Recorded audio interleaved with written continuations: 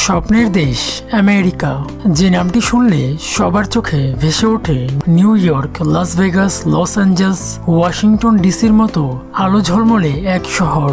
অনেকের চোখে পৃথিবীর সবচেয়ে সুন্দর ও শান্তিময় দেশ ইউনাইটেড স্টেট অফ আমেরিকা। কেউ কেউ মনে করতে পারেন স্বপ্নের এই দেশটির সবাই খুবই সুখী, কোনো গরিব নেই, সবাই ধনী, বাড়িগাড়ির মালিক। অপরাধ, হানাহানি, মারামারি আমেরিকাতে এসব কিছুই নেই। কিন্তু আলোর নিচেই যেমন থাকে অন্ধকার, আমেরিকার অবস্থাও ঠিক তেমনই। স্বপ্নের এই দেশেও রয়েছে অন্ধকার এক জগৎ, যে জগতের বেশিরভাগ অংশই দরিদ্র, অপরাধ ও মাদকের দখলে। আমেরিকাতে সম্প্রতি সবচেয়ে ব্যাপক হারে বেড়েছে মাদকের ব্যবহার।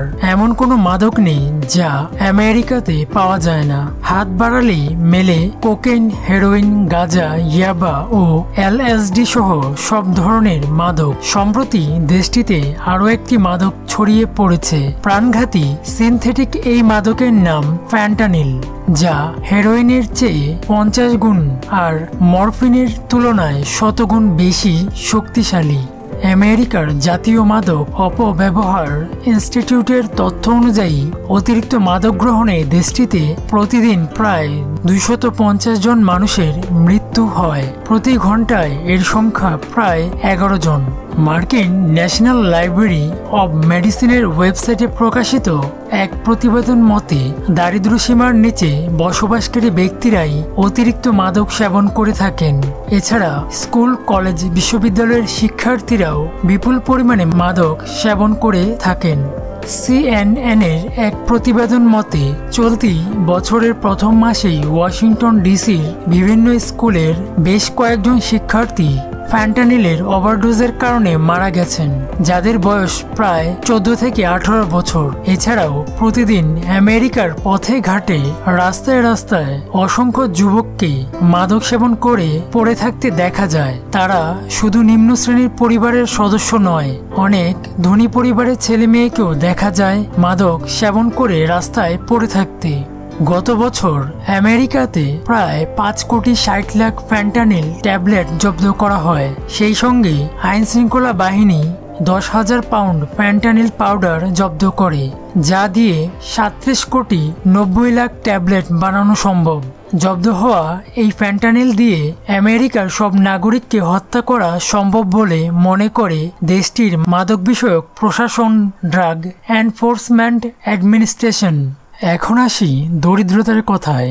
আলো ঝলমলে এই দেশটিতেও কি দরিদ্র লোক থাকতে পারে? উত্তর হলো হ্যাঁ, থাকতে পারে। এক মার্কিন পরিসংখ্যান অনুযায়ী আমেরিকাতে দরিদ্র সীমার নিচে বসবাসকারী মানুষের সংখ্যা প্রায় 4 কোটি। তাদের মধ্যে প্রায় 2 কোটি মানুষ রয়েছে চরম দারিদ্র্যের কবলে। বিশ্ব ব্যাংকের মতে দৈনিক মাত্র $1.90 জীবনযাপন করছেন আমেরিকাতে এমন মানুষের সংখ্যা প্রায় 32 লাখ, যা বাংলাদেশি টাকায় প্রায় 200 টাকা। বাংলাদেশে সংসার চালানো যেখানে অসম্ভব, সেখানে আমেরিকাতে তা অকল্পনীয়। বাংলাদেশে যেমন রাস্তার পাশে অসংখ্য হত দরিদ্র মানুষ দেখা যায়, একইভাবে আমেরিকার বিভিন্ন রাস্তায়ও দেখা মেলে হত দরিদ্র মানুষের, যাদের বাসস্থান নেই। তাদের রাস্তায় রাস্তায় জীবন কাটাতে হয়। শুধু হত দরিদ্র নয়, দেখা মেলে ভিক্ষুকেরও। এক গবেষণায় দেখা গেছে প্রতি বছর দেশটিতে দারিদ্র্যের হতাশা থেকে অসংখ্য মানুষ আত্মহত্যা করেন। অনেকে জড়িয়ে পড়েন নানা অপরাধ অপকর্মের সঙ্গে, যেমন মাদক ব্যবসা থেকে শুরু করে ভাড়ায় মানুষ খুন করে থাকেন। একের পর এক বন্দুক হামলায় বিপর্যস্ত আমেরিকা। বন্দুক হামলা থেকে রেহাই পাচ্ছে না স্কুল, বিদ্যালয়, হাসপাতাল, গির্জা ও শপিং মল।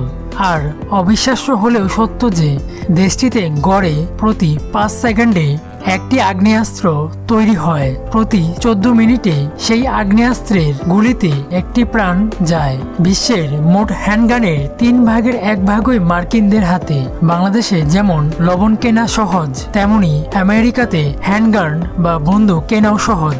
সেগুলো তারা খেয়াল খুশি মতো ব্যবহারও করতে পারে। মানুষের চেয়ে যদি কোনো দেশে বন্দুকের সংখ্যা বেশি থাকে, সেখানে এই ধরনের ঘটনা বেড়ে যাওয়ার আশঙ্কা বেশিই থাকে। আমেরিকাতেও তাই ঘটছে।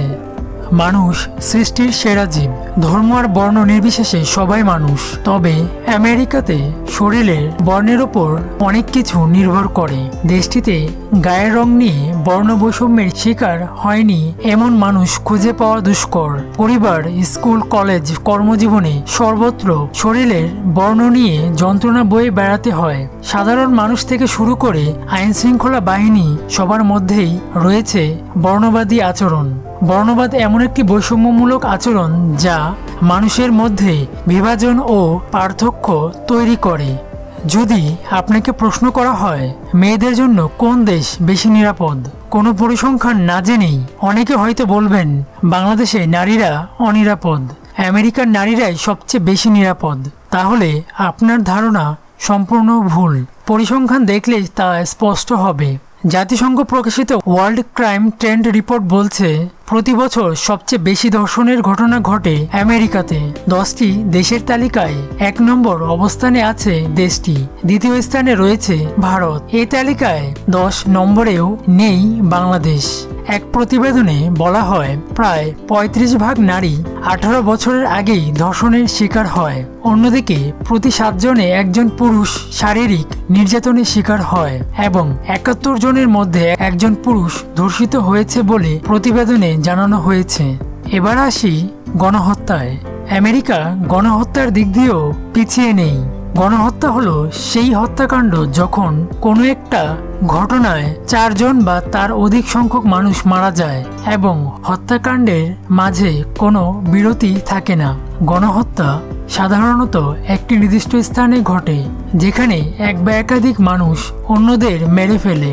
গণহত্যা নিয়ে 2019 সালে যৌথভাবে একটি প্রতিবেদন প্রকাশ করেছিল অ্যাসোসিয়েট প্রেস USA টুডে। ওই প্রতিবেদনে দেখা যায় ওই বছর দেশটিতে মোট 41টি গণহত্যার ঘটনা রেকর্ড করা হয়েছিল, যাতে প্রাণ হারিয়েছিল মোট 211 জন।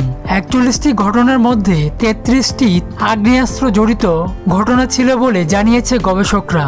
আলো ঝলমলে এই শহরের ভেতরের গল্পটা বাহির থেকে বোঝা না গেলেও ভেতরটা খুবই ভয়ঙ্কর।